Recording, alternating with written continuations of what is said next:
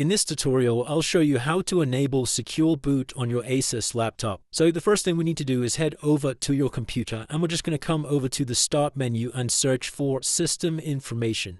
Click on the System Information window, and if we come down, you can see this option for Secure Boot State. Now, as you can see, I currently have this turned on and enabled, so I'm going to go ahead and show you how to do that. So let's just close out of here, and we're going to head back over to the Start menu, come over to the Shutdown button and select Shutdown.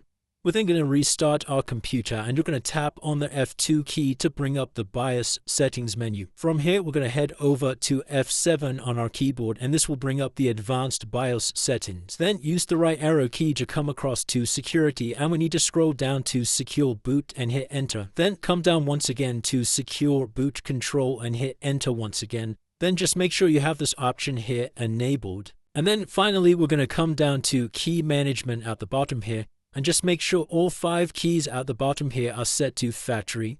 So to do this, just press enter on each one, and from these list of options, you need to come into update.